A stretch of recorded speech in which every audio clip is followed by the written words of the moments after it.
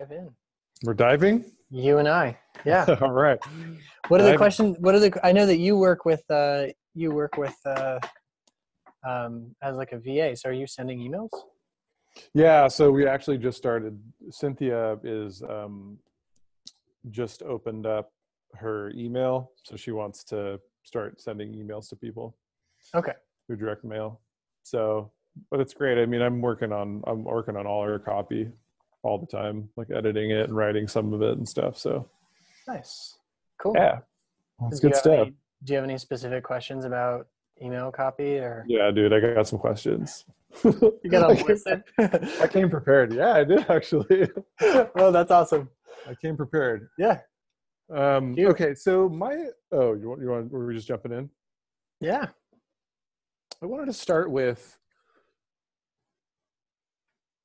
so like say like we're in the email, right, or writing it and stuff, and you're getting down to the bottom of like the body, and you're writing the body and stuff, and then you get to that transition to the call to action, Mm-hmm. and that one freaking sentence that changes it. You know what I'm talking about? That goes into the CTA. Yeah. What's like your philosophy like on that? Because I feel like for me, like the subject line and the first lines are actually pretty easy for me to grasp as a Mm-hmm. writer. But I feel Yeah. like once I get to that and transition to the CTA, it's like, you know, I'm just like interested to hear your philosophy about all that. Well, first, what I would recommend you try doing is actually writing an email from the bottom up. Okay. So start with a call to action and then build on top of it. And then it's not as stumbly of a transition because you've already done it. Okay. And so you want to I think Dan Kennedy recommends sometimes like writing a sales page from the bottom, like from the thing that you want someone to do, and then building everything on top of it. So you're basically backing the horse up. You're just going backwards, right? Yeah. But yeah, the call to action, the transition to the call to action, the subject lines are where people struggle the most. Mm-hmm. But I'm curious, what do you mean by the philosophy? Like, what's my philosophy on it? Like, what's the best way to do it? How do you, is it that you feel like it's slimy or something when you're doing it? No, I don't. I just Yeah. feel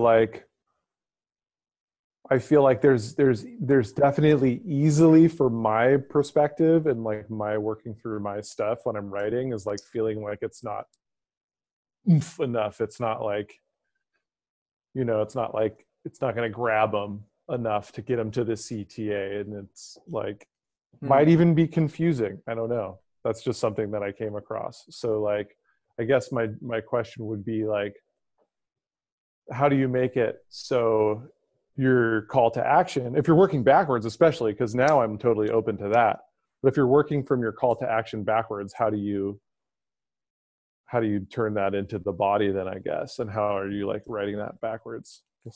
I don't Um, know. Now, because you brought that up, now I'm like, whoa, that's yeah.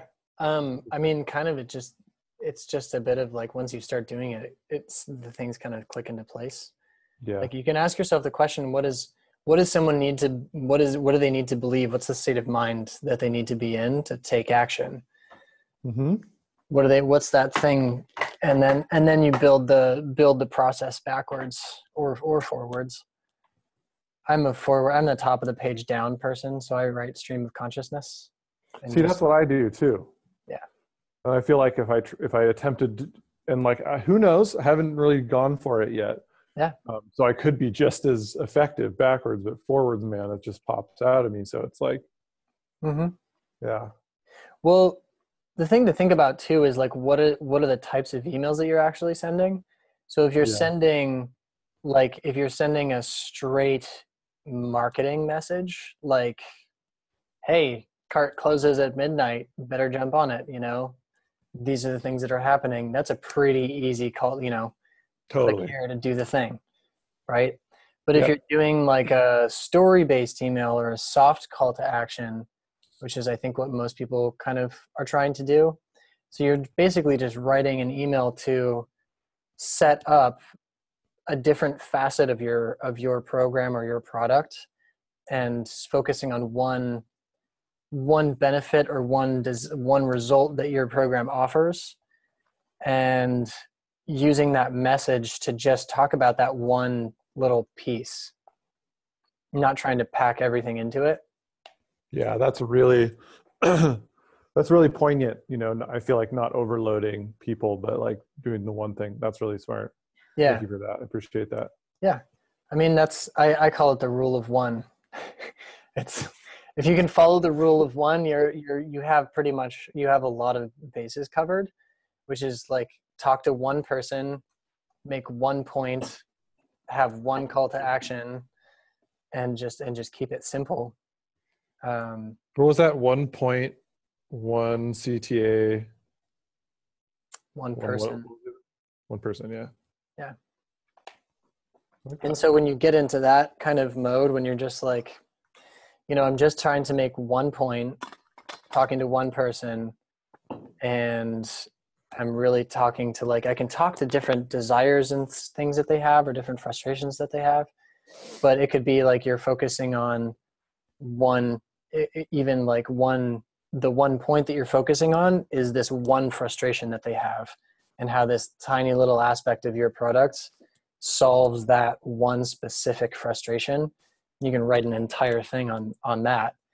The way that I would approach it wouldn't be by going and talking about the product. I would tell a story, or answer like a question, or meet them where they're at. And then the transition is something really simple that is like the body of the email just leads right into the transition. And it's like it sets everything up. It's like, I think about it, like one of the email people that I follow is Ian Stanley, and he has this idea of you just give people just the tip. So you give them just enough that they want more. Oh, babe. Yeah. Right? Oh, yeah. So the I know. My girlfriend's laughing. Everybody laughs at that joke. Forever they'll laugh at that joke. It's like one of those like endless like golden jokes for all of them. Yeah. But it's like, you can think about it like that the body portion of the email is just, you're just working on that little tip. And then the call to action is like the invitation to have more. Bring it on home. Yeah. No, Robin's shaking her head and laughing. She doesn't like this one. Is it too much? A little over. But it works. It works. That's funny. It's just Archer. It's the Archer technique. Oh my God! Wow. Coin it. The Archer technique for making your emails, writing effective emails. You can send that to just a select few people on your list. Yeah. To start out. Just that one. Yeah. Yeah. So, does that kind of give some perspective on the transition to the call to action? Yeah. Yes, it does. I really like the rule of one, because I think it can pull the CTA. It can pull you from the story to the CTA, pull you from the meat of what you're talking about to the CTA pretty well, if you keep that like focused. Yeah. Because yeah, I like it. Mm-hmm. I think it's cool. I think it could be really helpful. For me, like when I do it too, when I go to the CTA, I feel like I'm always like, and speaking of this, what do you think of like alluding, having that, and then being like, if you know, like it's like, for my mentality, like I get stuck on like, speaking of what I have going on up here in this stuff, I have this also sort of packaged down here in this actual offering. Like, that seems like a chunky transition a little bit to me, and I feel like I could like elaborate. Yeah. I feel like I could develop that. I mean, part of that is developing your voice and personality as the writer. Yeah. So it's like, what position are you actually taking? What's the character that you're writing as? And so there's kind of like, there's a couple characters that most people usually take. What are those? There's the see if I can remember them off the top of my head. It's kind of what I'm doing in the program that I'm doing, but there's the expert, which is like the authority figure. And so you're just telling people like, this is what's happening. This is why it's happening. This is what to do about it. And when you have that type of a personality, you kind of have a format, like there's a way to structure your messages then as that type of a personality that just goes through, right? To really get your frame. So you don't have this like, oh, and speaking of which, because if you look at what's the personality where that's coming from, it's like, oh, if you want to look at this, then it's here. But that's not really like the expert per se. Like what experts do is they go, here's the problem, here's why it happened, here's what the problem is doing in your life, and here's what happens if you don't take action to solve this problem. And like you could go, speaking of which, this is what my program helps you with. So even structuring the message in those saying those four types of things, it just kind of, it sets someone up to just be like, oh yeah. And now I trust you because that's the tone you're taking with me and gotcha. The structure of the message. Some of the other ones are like the evangelist, or I think it's the evangelist or the crusader. And they're like on a mission to solve a thing, and they're always against an enemy. So they're always tying their messages back into, the Republicans they're evangelists, and Democrats are evangelists. They're always blaming the other person. Just blaming all of your problems are not big, it's not your fault, it's their fault. This is why it's their fault. This is what you can do about it. You can donate us money so that we can take them down and solve your problem for you. Right? Yeah, it works. Yeah. And the other one that's really popular is the reporter, where you're basically like, I went out, I found this thing, and I discovered it, and now I started using it and started seeing these results. And now I know that these things need to be shared with other people. So here I am sharing them with you. And I know that after testing it with other people, you can also get these results because it works. Wow. Do you use, like for your clients, do you use all of them? All of them?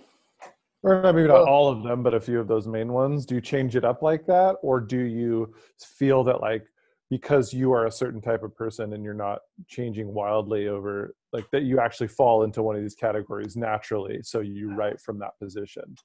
I mean, I'm kind of a chameleon. So I like to switch between different roles. That's cool. Because I also think that like grabs people too, in different ways. Yeah. But if I'm writing for a client, like when I'm writing for my Qigong client, he's very much like, he's the expert. And because he's been doing it for 32 years, he has all of this knowledge, he has all of this experience. He's the expert, and that's naturally who he is. And so I have to listen to a lot of people that I work with. They don't understand this type of how to build an attractive character or an attractive personality. And so I kind of look at what they've done and then how they're approaching things. And if they don't have a clear personality, I will kind of work on building one or pick one for them and take on that primary tone. Pretty cool. Yeah. Yeah. So I need to figure out what my client, where she naturally speaks from. I think she's like an evangelist, but anyways, yeah. So yeah, cool. I mean, a lot of the times, if you look at the stories that they tell around the product, like what's the background story behind the program or the course or the service or the product, like how did they come about it, and how they tell the story of that will inform the kind of personality and the angle to take. Great. That's awesome. That's like super awesome. Very helpful advice. Yeah, for sure.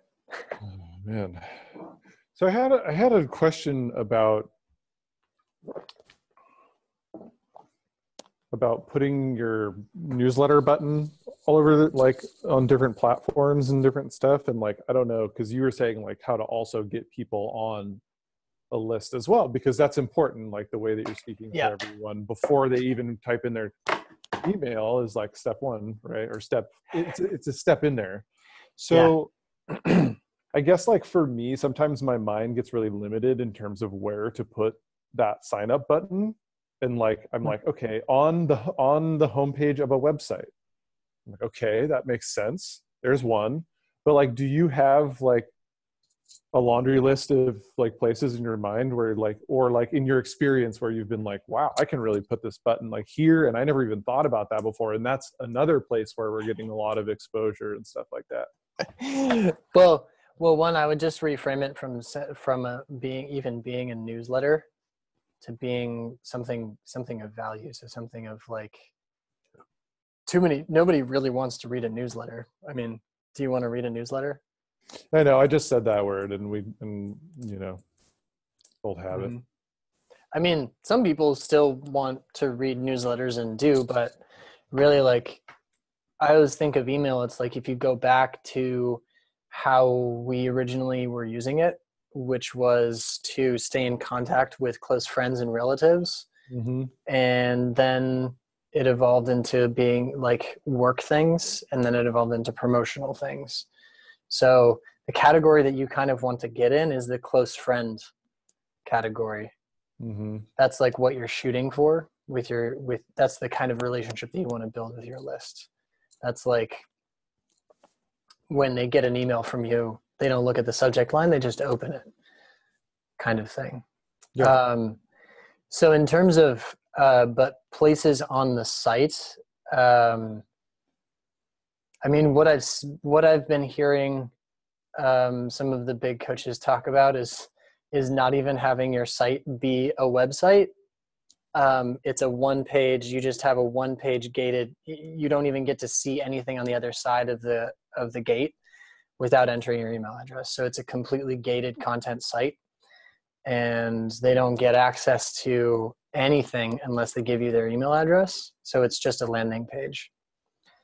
And to make it really, really simple is just doing like a landing page with an opt-in form offering a free thing on the other side of it. And on the other side, you just give them the free thing, or you can have a video, or, you know, just have a thank you page telling them what to do next. I haven't tested it out myself, so I can't say how effective that actually is. But, you know, I think like I just listened to a training with Christian Mickelson, and that's what he's telling people to do. So, is there any like risk involved? What? This seems like there might be, which is, I mean, it's a bold move, because like if people go to your website and then they have to type in their email address to see anything at all. I mean, all that's doing is qualifying leads. So That's true. What you're wanting to do is you're gauging the kind of heat of the problem that you're offering to solve for people. So that's why, like, you know, it's like you're just, it's all you're doing is just moving. Yeah, that makes sense. Getting more highly qualified leads, but, you know, basically, That makes sense. which can be really good, but you probably get less opt-ins, but they're more higher quality, which I would go for. But in terms of places on the site, to answer that specifically, and definitely have one above the fold. So as soon as someone hits the site, they have something that's offering a free gift. And then, I mean, you can put it as many places as you want, as you can imagine. I know, that's the thing, is like I'm gonna open it up and like be like, we need to put that thing like pretty much everywhere we can. Yeah, I mean, I put it in place. I think about it in the places that are logical. So where someone would expect it and where it makes sense. Yeah. So I have one in the footer of my website, and that's just kind of makes sense because people scroll down and it's a place where eyes go. If I was like, I don't write blog posts, but if someone was writing a blog post, I would look for places where I could link to the free gift, or it would naturally work in. If there's a sidebar thing, there's definitely put it on the sidebar. Like if there's recent posts, and then have the free gift or whatever thing you're promoting. It also depends on just how much traffic you're getting. You know, if you're not getting very much traffic to your website, that's probably not going to be a place to put your attention and time and energy.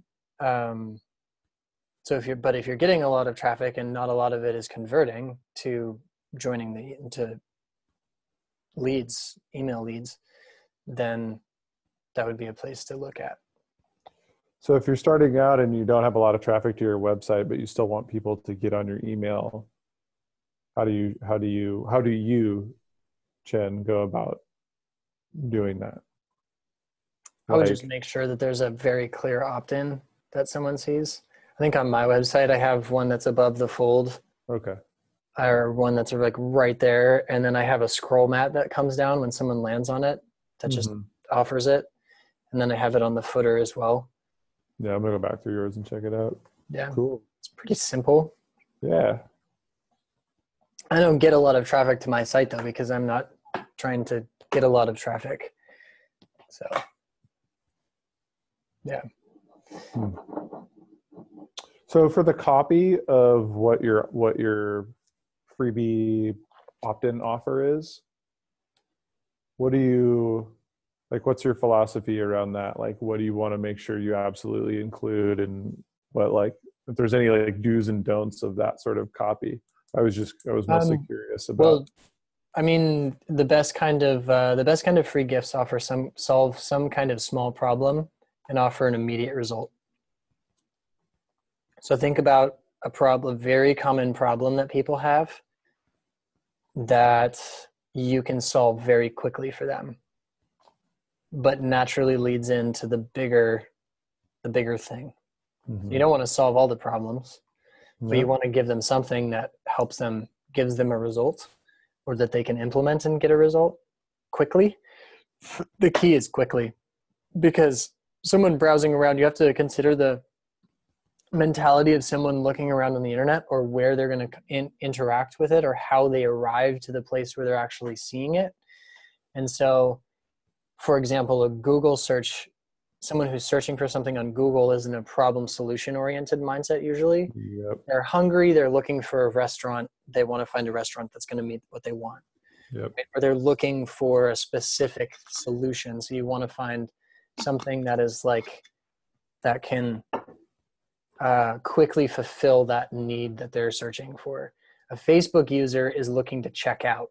So you have to break the pattern. That's why you see people tapping on the screen in the ad sometimes, because it breaks the scroll pattern. Yeah, so you're right. I should notice that. Yeah. Or stop. Hey, stop. Yeah. What you doing? Yeah. High contrast, very attention grabbing. And you have to break the scroll pattern. And once you break the scroll pattern, then you have to, so just, like the basic thing that I follow for the free gifts is some kind of quick solution, or something that's like they can implement really fast, because that's going to be really appealing to people. Like I have on my site, I have the 22 subject line types and formulas. Yeah, that's a good one. That's a good one. Like, oh yeah, you can go and do something with this and you can get some results with it, but it's not going to solve the core problem, which is you don't know how to actually write an email that gets sales for you.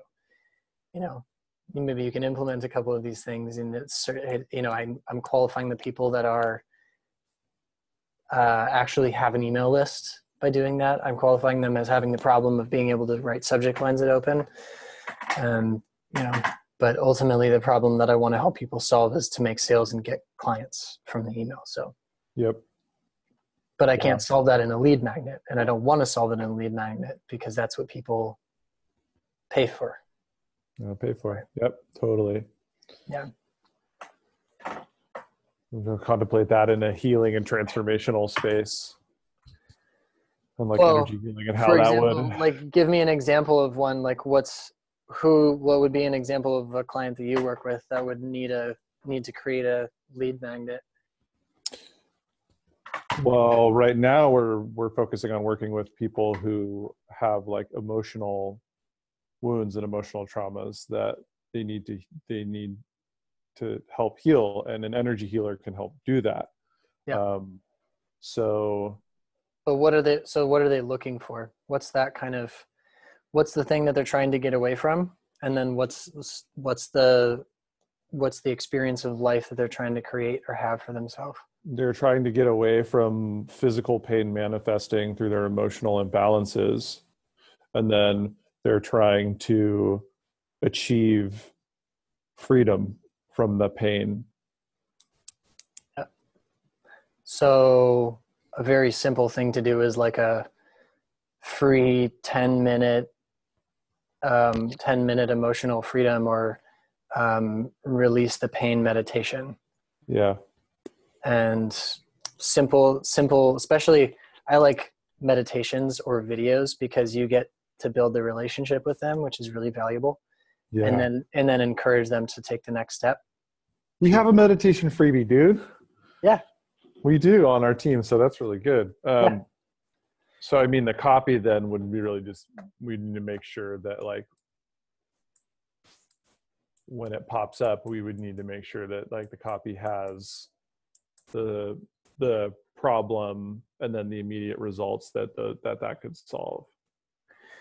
Yeah. I mean, the way to think about it is you don't want to talk about the process. Nope. So you always want to sell Hawaii, not the flight to Hawaii. You'll want to talk about what it's going to be like to have your toes in the sand and feel the warm beach and the breeze in the air and you're hearing the seagulls and, oh man, your wife she's just so happy to be there. So you're having great sex and it's awesome. And like, not, hey, you want to fly out to this island? It's going to be a 5-hour plane ride. You're going to have to go through security. This is how it's going to work. You're going to buy the flight. You're going to go through security. You're going to sit in the airport for 2 hours, and then your flight might get delayed. So you don't want to talk about that. Some baby's going to yell at the pilot. Yeah. Thinks the pilot's an asshole. Yeah. When you finally get to the hotel, you'll be so exhausted that you have to recover for 2 days. No. Yeah, so the way that I think about it is, like, you always just want to talk about something that they want. So like, how is this going to get them closer to what they want or give them the thing that they want, the experience of life that they want? People always talk about benefits and results. I like to think about it as like an experience of life. What's the experience of life that this person wants? And So it could them. be like freedom from like emotional blankety blank or like emotional freedom. Well, that's where knowing the language of your clients actually comes in. So do you know that that's what people are searching for? Or are they just saying, I'm anxious and depressed and I have physical pain and I don't know why? Well, that's the thing is like we're still in the stages of defining our niche in a certain way too, and like because we went from focusing on people on empaths and now we're like moving into like a different realm of like people who have physically like are physically manifesting like pain because I mean sure they might have some other issues going on but because of like some really hardcore like stored emotions. Yeah. So the thing for you to do is gonna be to do market research. You're gonna want to get into like what are their thoughts and experiences right now, and then you want to figure out the language that they're using to describe the experience that they're having and the language that they're using to describe the desires that they have. Because once you know those things, then you can effectively write to them and meet them where they are. Too many coaches and healers and people try and basically say like, if you know your ideal client understands the reality that emotional pain can manifest as a physical symptom or a physical reality, then you can totally approach them that way. But I kind of doubt that a lot of people have that awareness, or that the market for that is going to be big enough for you to kind of scale. So what you want to look at is where's that kind of sweet spot where there's enough people in the ocean that you're trying to talk to that have the problem that you can solve, and then you approach them in a way, in a language, in a way where they resonate with it. Yeah.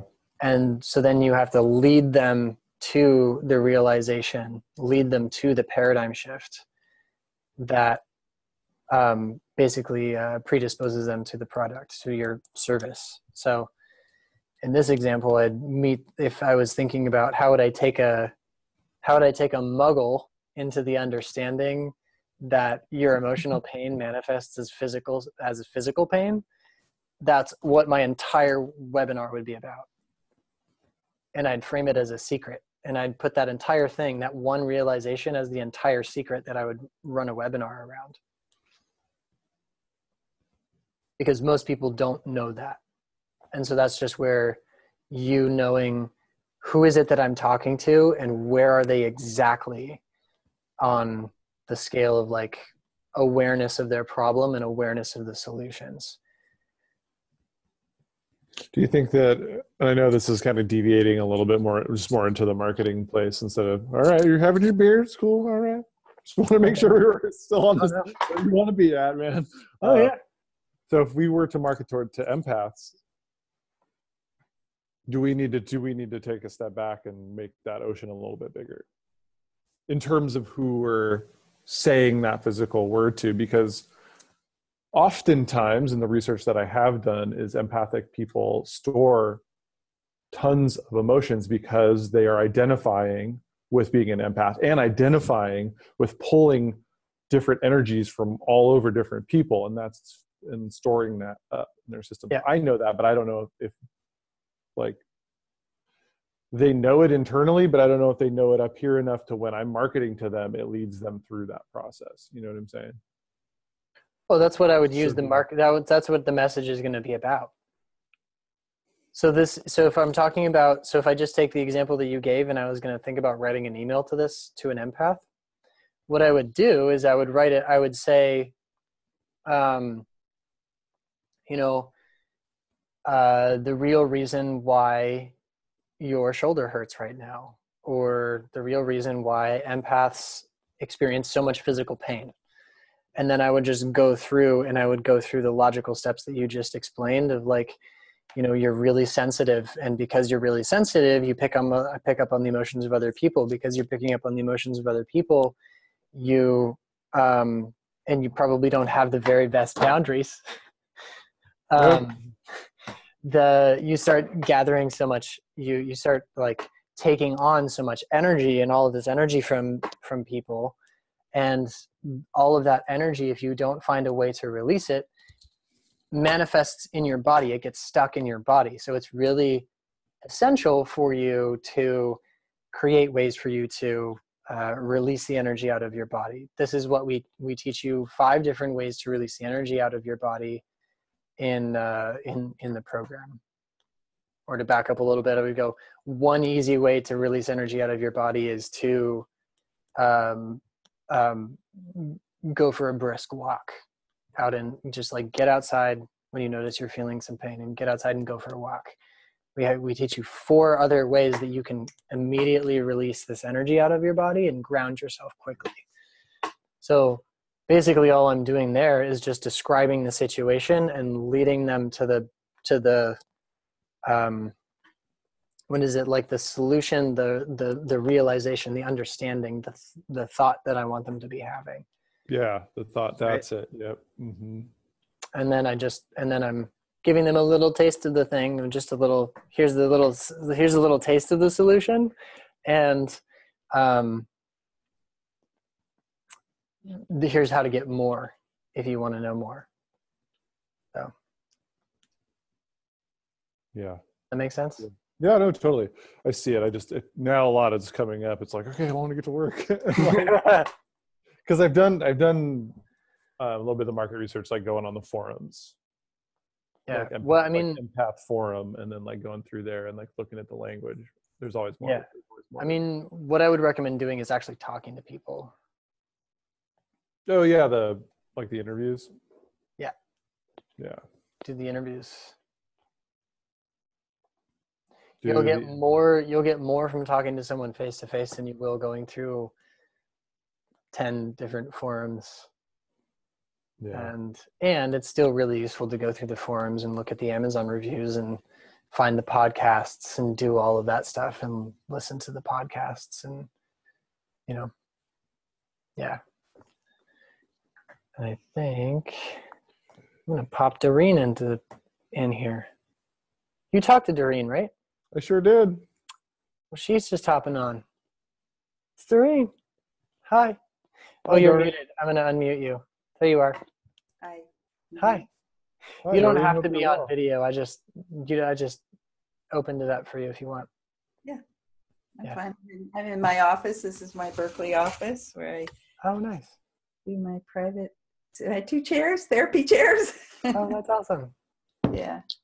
Yay. I noticed I didn't get to look at the email that you sent. I just got home before jumping onto this. Did you have questions? Well, I thought I wasn't going to be here, but it depended if a client canceled, and he just canceled. So I got to get on at least a little while here. So I thought, well, as long as you're going to do this, why not ask a question? So my question was about emailing and how to then say, hey, I got a new program, because I am putting together the group coaching program.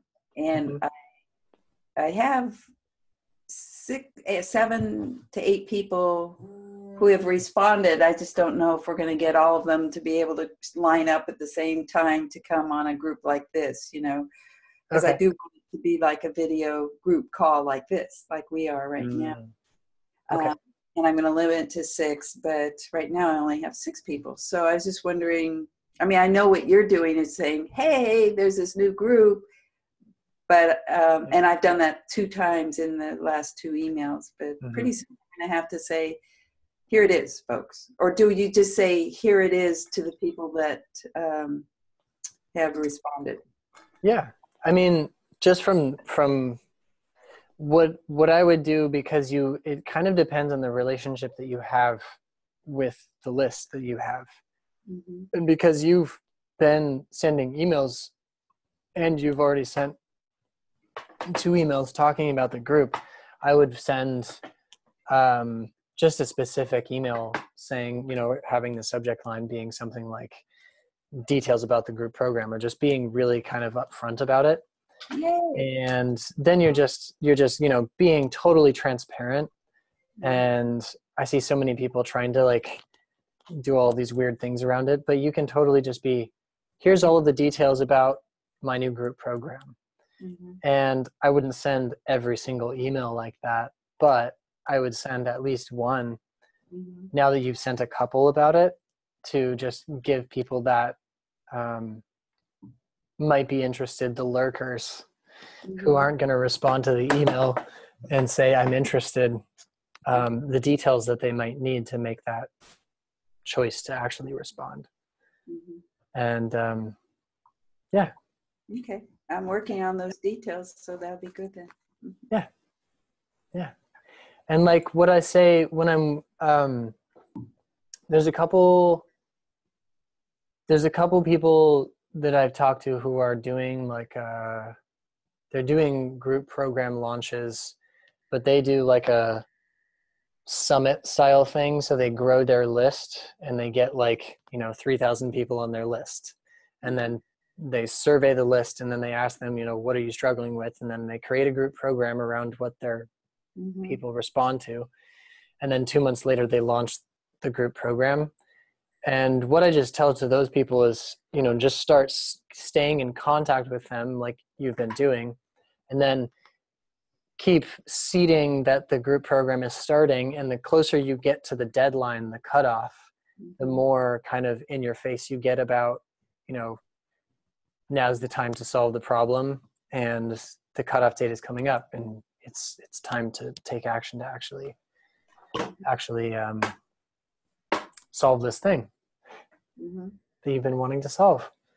Yes. Of the people that have responded, I've said, great, I'm still developing it. Let me know what you're struggling with and what you'd like to see included in the group. I know that I've got my basic 7-step guide that I'll be teaching, but I'd like to make sure it fits everybody's needs. So that's, and one person wrote back to me about that.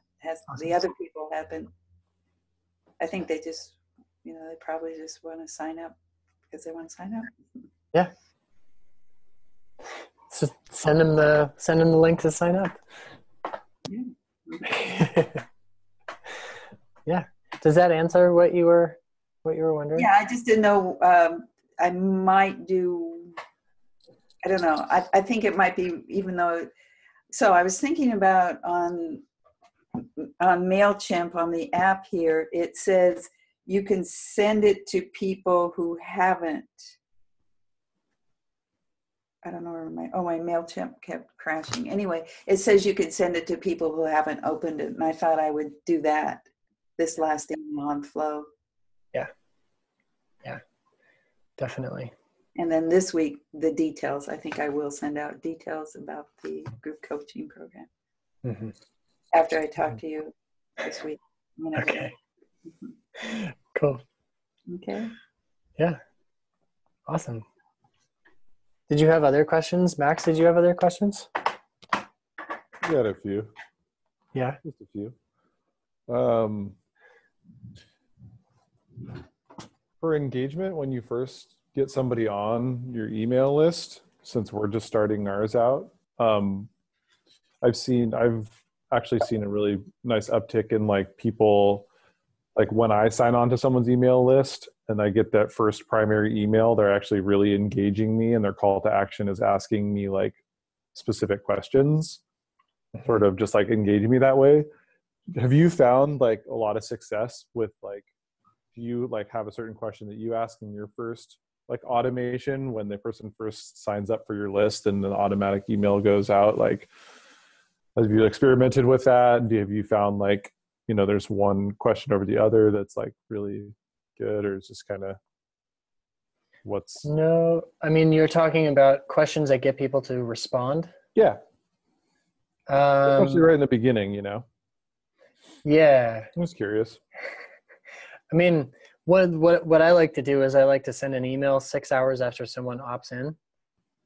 That is just a really short thing, like, hey, did you get it? And just asking them to respond if they got it, and sending them the link to the thing that they asked for again. And that usually works pretty well.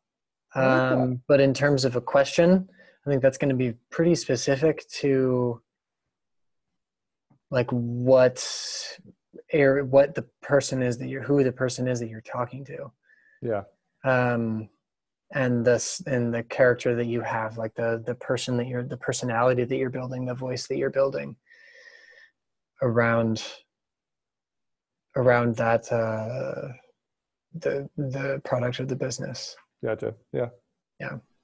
I like that. I like the little quick, like, hey, did you even like pick this up? You know, email. It is really good to have people respond because it increases your deliverability rates. So when someone responds to your IP address or your email address, like Google tracks that and will rank you higher, and you have a higher chance of ending up basically in the primary tab instead of the promotions tab. Oh. So the more that you can create an engagement, and clicks and opens and responses are really key, the higher your reputation becomes.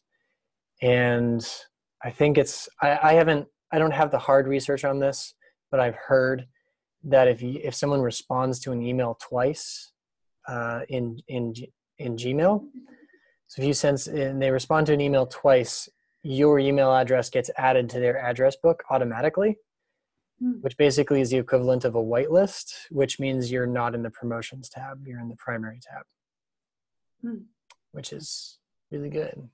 You always come up in my primary. Yeah, because you engage with me a lot.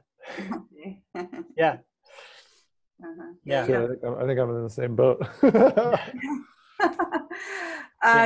That's great idea about asking them to respond. So I have on the homepage, you know, here's your free 7 secrets, and then they sign up for the mailing list, and it's GDPR compliant. Actually, I had somebody work on that, so they have to check whether they want to continue getting hearing from me. So it seems like most of them do. So then I send out a welcome letter with another link to download, and I usually just say if you didn't get it, or if you here it is again, and welcome. These are some things that you can choose from. Yep. But I like this idea about asking them to respond. That's a great idea. Yes. I mean, what I would recommend if you wanted to do a welcome sequence and build out a welcome sequence, and it kind of depends on the style of the funnel too, but if you were going to do a welcome sequence, I would go back through your past emails and looked at the ones that have had the highest engagement and just put all of those into a sequence that someone gets like indefinitely after they join your list.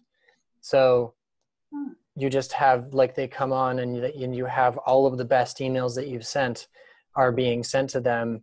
So they're getting a communication from you every week for the next, 3 months at least, or something like that. And then they get that, they get all of the best ones, the ones that have really generated a lot of engagement. And that's a really powerful thing to do. Plus the ones that would be coming out weekly. Depends. You could send them both, or you could just, not send them the weekly ones and just send them the welcome sequence ones. But I like you're saying I could automate, and that's what I thought. I was thinking, boy, these newbies are missing out on all the stuff that, last couple of months of emails. So you're saying you could take an old email and send it and line it up, I guess, schedule it, somehow automate it. Thank you. Yeah. Yep. You can have a whole sequence of the best emails that you've ever sent. And then when someone joins the list, they get put at the beginning of that sequence and they're sent them based on the time, like once a week for as long as as many emails as you have in there. Mm-hmm. Yeah. Well, even just a couple are good, because then they'd be in the rotation. Yeah. Yeah. But also, like, sometimes what I think about is I like to train people to go to their email. So if I'm giving them something, I want to be able to follow up with them on email. I'll tell them I won't give them the thing that they're asking for right after they opt in. I'll tell them to go to their email and get it from their email. So they have to actually go through a couple more steps. So they're kind of committing to you a little bit more, and they're engaging with you on the platform of email, which kind of builds up those habit patterns of seeing your name and clicking and getting something valuable from you. So that first email, I usually give them the thing that they're asking for and ask them to whitelist my email address. And just asking them to basically add your email address to their address book. And then send that the did you get it email 6 hours later. I forgot what the question was. The welcome email. But my question? Yeah, it was a great question about what do you do after they sign up? Mm-hmm. Yeah, just like general, a message, and then it went to that little brief blip thing, which I think is super cool, and I want to use it. Yeah. So thanks. Yeah. But the first, like what you would do, I think there's a way to look at it is you can do, if you wanted to get all like scientific about it, I guess. Yeah, I do. I do have a sequence that I've kind of gathered and put together from stuff that I've researched. But you kind of want to think about it like the first couple emails, if you're writing a welcome sequence, the first couple emails you want to have mostly focused on content stuff, so giving them value. And you slowly transition to more character-based emails, because people they join for content, but they stay for the connection. Mm-hmm. So they want to be connected to a person. And that's where that character that I was talking to you about, Max, earlier, that character comes in, is if you have a clear personality and character that you are and that you're writing from, then it's really easy to build that relationship with that person, the personality. And so they'll join for content and stay for the connection that they have with you. And so the longer that they're on the list, the more you basically you're just kind of talking about you, not necessarily like talking about you, but sharing yourself and connecting it to things that matter to them. Yeah. Yep. And that's what builds the relationship. And sales are made from relationships. That's a Not good from, email. They join for content, stay for connection. Stay for the character. Yep. Yeah, that's really good. Thanks, man. Yeah, I think I got that one from Frank Kern, to give credit where credit is due. Still, Thanks, Frank. we like to hear it from you. That's right. Yeah. I know that when I sign up, go for content, I want it instantly. I have to go and confirm that I want to be on the list, but then I don't want to go back to my email to get it. I want it to pop up right away. So that's how I finally made it happen, because that's what I want. I want it instant. Yeah. Yeah. So if you do have, like what you're talking about, I think is a double up, like a double confirmation. So after someone joins the list, they have to confirm in their email address that they actually want to hear from you. Yes. Usually you can make that confirmation link redirect to a specific URL, like sounds like what you're talking about. You did. Yeah, something like that. They get it right away. Yeah. Yeah. Yeah. Pops up. Yep. And then they get the welcome. Yeah. Now they're going to get more than the welcome. I can figure out how to automate. We can look at that on Thursday, and I can show you how you can do that. I may not have to pay for MailChimp anymore because I've been losing subscribers, which is a good thing. Yeah. It's true. You're training us. Slowly. Yeah. So it's kind of nerve-wracking though, isn't it? Yeah, especially when I look at who it is. I go, oh, Mm-hmm. I want to continue working with them. Mm-hmm. I mean, even though they opted out of your list, you can always follow up with them personally and say, hey, I noticed that you opted out and I'd love to follow up with you, and just say, I'd love to work with you. Uh-huh. Uh-huh. Great. That could be it. Mm-hmm. Yeah.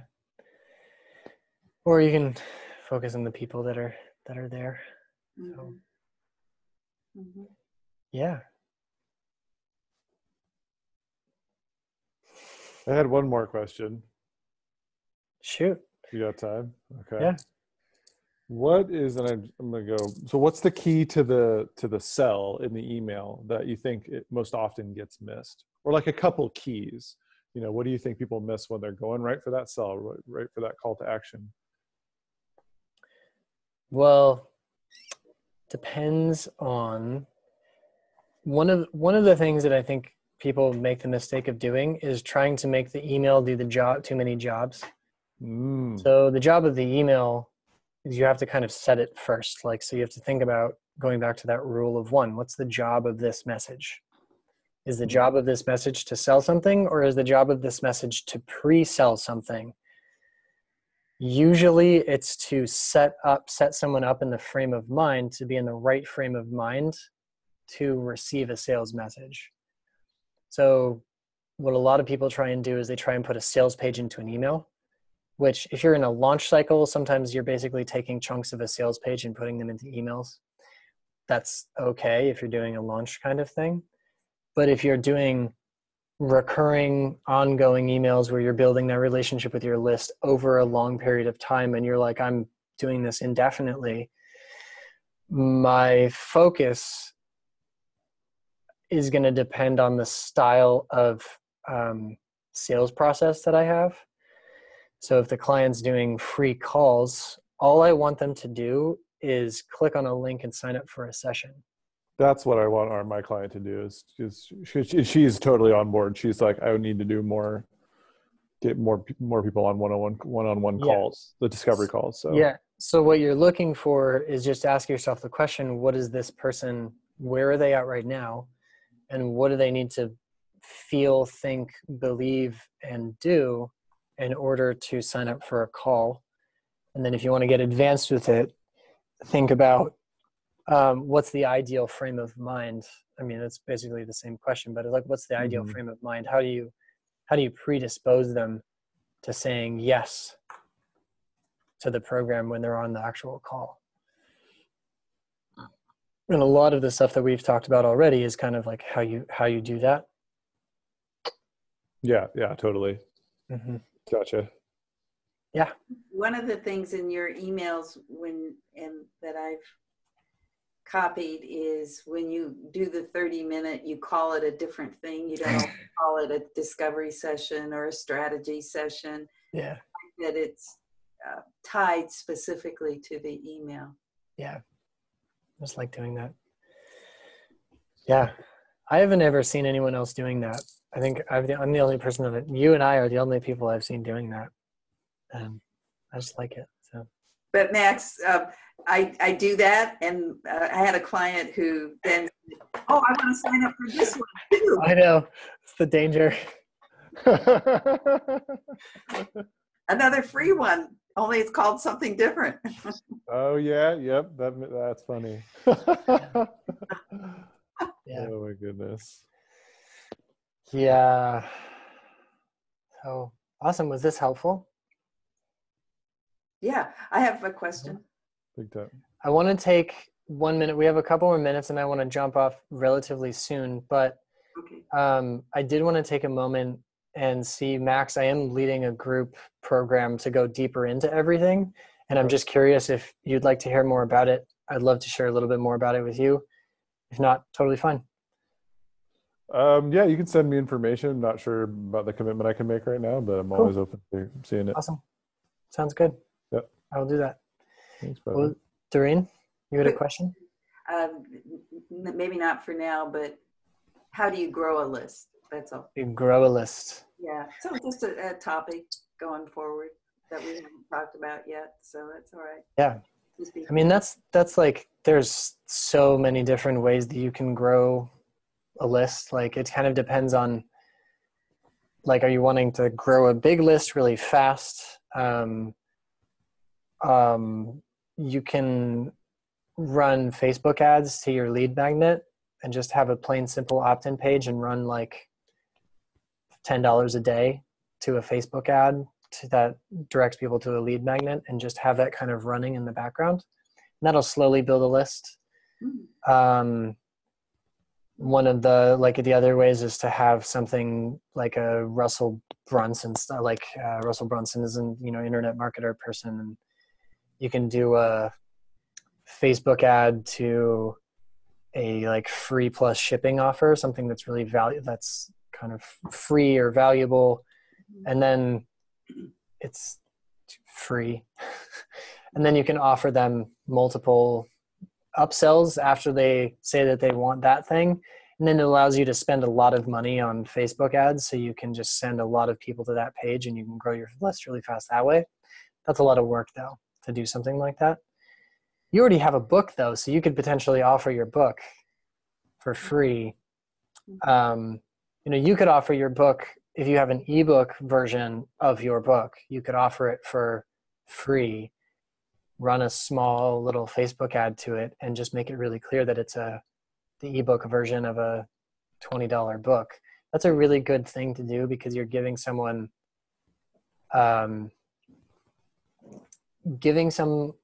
something that they would normally have to pay for.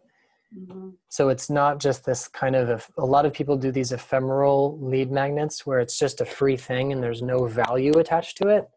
So when you can offer them something that they would have normally had to pay for, like, if you go on Amazon, you can find this book and order it for $20, or you can get it for free from my website only, but it's the ebook version. People really like that. Okay, we'll talk about that yeah. That's good. That's more of like what happens. That's a kind of strategy to convert people once they arrive on your website or they're looking at an ad. But otherwise, like doing live events and getting business cards and adding people's business cards that you get to your list that say they're interested. Yeah, I did my workshops. I did that. Yeah. Yeah. Yep. I was thinking about also Christmas time being a gift time, maybe saying, like something for the people who have stayed subscribing. Yeah.